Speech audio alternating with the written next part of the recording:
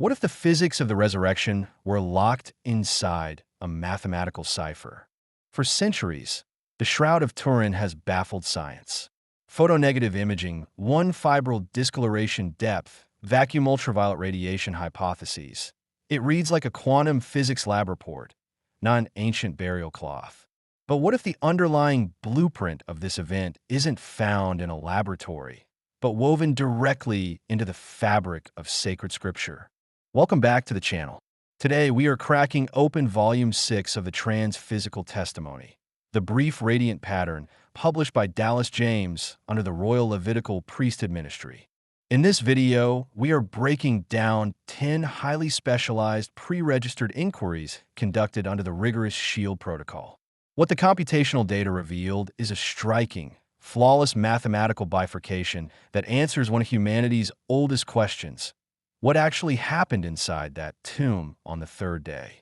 Before we dive into the text, let's talk about the methodology. This isn't your average theological commentary. This is forensic theology. Every single inquiry in this volume was pre-registered under the SHIELD protocol using a Masoretic-anchored 34,000-verse corpus. Dallas James ran 10 separate random draws to see how the linguistic density of Scripture responds to the physics of the Shroud. What he discovered was an incredible anomaly. The data didn't yield a random scattering of numbers.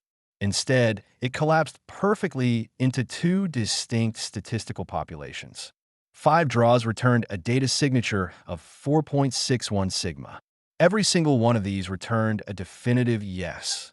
The other 5 draws returned an even higher data signature, 5.03 sigma. Yet, every single one of those returned a verdict of neutral. The father engaged most intensely exactly where he withheld his vote. Why? Because the corpus draws a hard line between the witness and the laboratory. It affirms the historical event, but it completely holds open the specific scientific mechanism. Let's look at how this breaks down chapter by chapter. Let's look at the first population, the 5 yes verdicts. These are the event propositions. In Chapter 1, the inquiry asks if the resurrection was an instantaneous, sub-second radiant event consistent with the energy burst that imprinted the Shroud. The verdict? A resounding 99.9% affirmative strong anomaly. The statistical layer beneath removes all doubt, firing nearly 7-fold above the corpus baseline. The first lead verse surfaces Raphael, son of her, a name meaning YHWH has healed, son of whiteness, ruling a divided Jerusalem and making strong what was broken. Chapter 3 pushes the inquiry into typography, asking if the lightning-like descriptions of the Messiah's resurrection and second coming pattern the Shroud's radiative phenomenology. The corpus responds with a lean yes at 99.3% probability. It pulls a massive text cluster from Sinai, Ezekiel's throne vision, and Daniel's man clothed in linen. The family resemblance between Scripture's description of holy fire and the Shroud's markings is mathematically locked. Then comes Chapter 5, the outermost surface. It asks if the resurrection radiance touched only the micro-surface of the fabric, the exact physical anomaly found on the Shroud, where the image never penetrates the deep fibers. The verdict is another definitive yes at 99.1%. The lead verse? Mark 14, verse 3. The breaking of the alabaster box at Bethany to anoint the surface of Joshua's body for burial in advance. It is a sign of glory that marks the witness without consuming it, just like the burning bush of Moses. But what happens when we shift from what happened to how it happened? This is where the mathematical symmetry of Chapter 11's bifurcation becomes staggering. Every time the question presses into the precise laboratory physics, the data shifts to a 5.03 sigma neutral. Chapter 2 asks if the biblical kabod, the glory, manifested specifically as radiant light energy to imprint the linen at contact range. The response? Neutral. The lead verse deflects the laboratory entirely, citing Romans 10, verse 8. The matter is near you, in your mouth and in your heart. The father refuses to equate a covenantal category, like kabod, with raw photonics. Chapter 4 is the absolute pivot of the entire volume. The inquiry asks if the sealed tomb was opened from within by a radiant energy event, leaving the linen as evidence of a passage no stone could contain. The response is a striking 91.9% directional descent. And where does the lead verse land us? Luke 24, verse 14. On the road to Emmaus, where the disciples talked together of all these things that had happened, while completely failing to recognize the resurrected one walking right alongside them. The message is clear. The modern investigator can get so caught up debating the forensics of the stone and the energy that they miss the living word walking next to them. This brings us to the scientific bridge in Tier 3.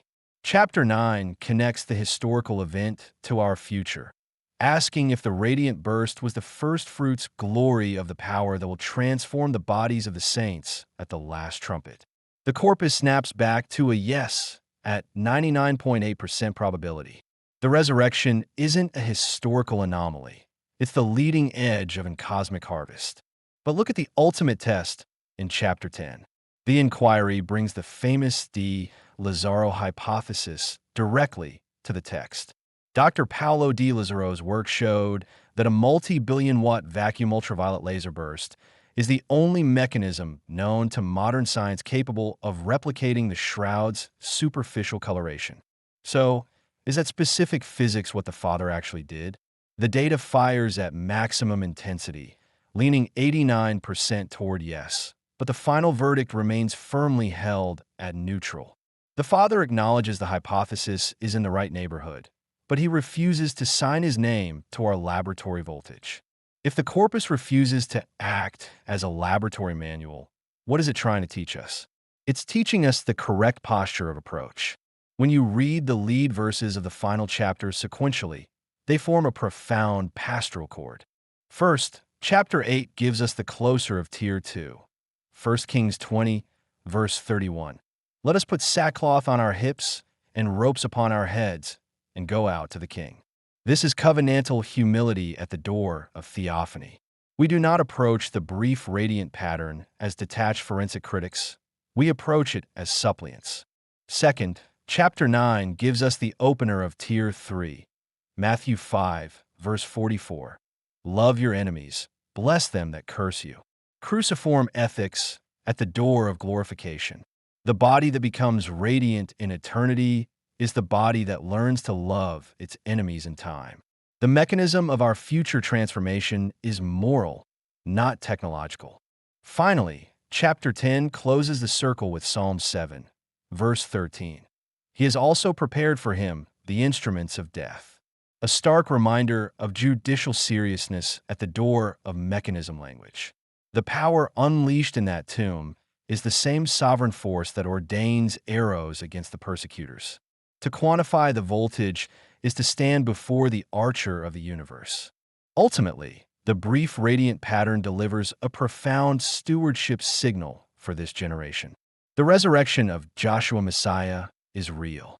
It was instantaneous. It was surface marking. It patterns the ancient, holy fire of Sinai and Tabor. The burial linen carries its genuine forensic trace as an authorized witness. But the precise physics under the cloth, the exact wavelength, the internal mechanics of the tomb, that is an architecture deliberately held open. The Father confirms the event, but he guards the mystery.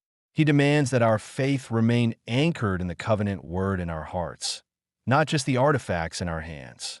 If you want to dive deeper into the cross-draw aggregate statistics, the Shield Protocol integrity gates, and the full text of Volume 6, check out the links in the description below. Don't forget to like, subscribe, and share your thoughts in the comments.